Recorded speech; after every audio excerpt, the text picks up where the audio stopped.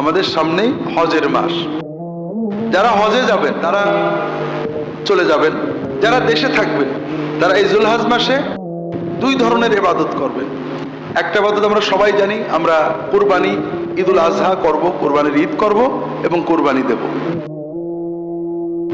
আর একটা আমল যেটা আমরা সাধারণত সবাই সচেতন নই, কেউ কেউ সচেতন, সেটা হলো জিলহজ মাসের 1 তারিখ থেকে শুরু করে 9 তারিখ পর্যন্ত করণীয় ইবাদত।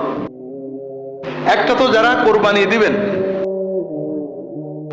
তাদের জন্য হাদিস শরীফে আসছে, কোরবানির মাসের চাঁদ উঠলে, অর্থাৎ জিলহজ মাসের চাঁদ উঠলে, জিলহজ মাসের কোরবানি পর্যন্ত 10 দিন তারা নখ চুল কাটবেন না, কোরবানির পরে কাটবেন। অর্থাৎ ঈদের সময় আমরা পরিচ্ছন্ন হব, সব ঠিক আছে, কিন্তু নখ এবং চুল জাতীয় কিছু কাটা বাদে। যারা কোরবানির সিদ্ধান্ত নেবেন তাদের জন্য রাসূলুল্লাহ সাল্লাল্লাহু আলাইহি ওয়াসাল্লাম বলছেন, মান আরাদা আন ইউযাহিয়া ফালা ইয়াখুযান্না মিন শাহরিহি ওয়া যাফরিহি শাইআন আও কামা ক্বালা সাল্লাল্লাহু আলাইহি ওয়াসাল্লাম। যে ব্যক্তি কোরবানি দেওয়ার সিদ্ধান্ত নেবে, ইচ্ছা পোষণ করবে, ওই ব্যক্তি তার চুল নখ মোটেও কাটবে না।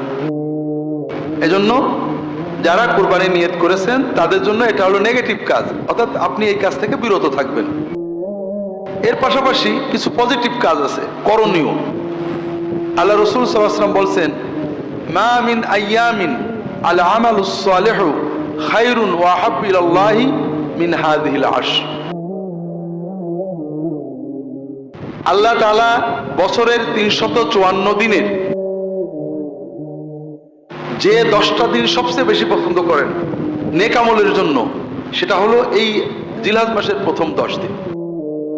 অর্থাৎ জিলহজ মাসের এই 10 দিনের বাইরে নেক আমল করলে আল্লাহ যত সওয়াব দেন, যত খুশি হন, এর চেয়ে বেশি সওয়াব দেন, বেশি খুশি হন যদি আমরা এই 10 দিনে নেক আমল করি।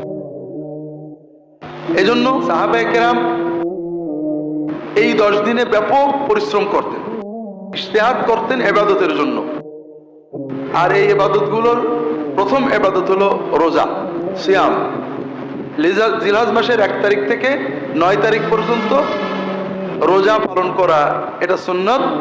অনেক সওয়াবের কথা হাদিস শরীফে আসছে। বিশেষ করে 9 তারিখ আল্লাহ রাসূল সাল্লাল্লাহু আলাইহি ওয়াসাল্লাম বলছেন, সাওমু ইয়াউমি আরাফা আহতাসিবু আলাল্লাহ আইয়ুকাফিরা আস-সানাতা আল্লাতী ক্বাবলাহা ওয়াল্লাতী বা'দাহা আও কামা ক্বাল সাল্লাল্লাহু আলাইহি ওয়াসাল্লাম। আরাফাতের দিনে রোজা রাখলে আমরা আশা করি, রাসূল বলছেন, আমি আশা করি যে আল্লাহ তাআলা আরাফাতের দিনে রোজার বিনিময়ে পূর্ববর্তী 1 বছর এবং পরবর্তী 1 বছরের গুনাহ ভুল ভ্রান্তিগুলো মাফ করে দেবেন, কাফারা করে দেবেন। কাজেই আমরা যদি পুরো 9 দিন রাখতে পারি আলহামদুলিল্লাহ, আর 9 দিন যদি নাও রাখতে পারি, তবে আরাফাতের দিনে অবশ্যই আমরা রোজা রাখার চেষ্টা করব। এখানে একটা বাস্তব সমস্যা বর্তমানে দেখা দেয়। সাধারণত আরবি ভাষায় ইয়মে আরাফা মানে হলো জিলহজ মাসের 9 তারিখ। আবার ইয়মে আরাফা মানে যে দিনে হাজিরা আরাফাতে অবস্থান করে। বর্তমানে আমরা মিডিয়ার মাধ্যমে, প্রযুক্তির মাধ্যমে সবাই জানতে পারি যে কবে হাজিরা আরাফাতে বসে। এবং সাধারণত আমাদের দেশে যেদিন 8 তারিখ হয়, ওই দিনে আরব দেশে 9 তারিখ হয় এবং ওই দিনে তারা আরাফাতে অবস্থান করে। এখন আমরা কি করব?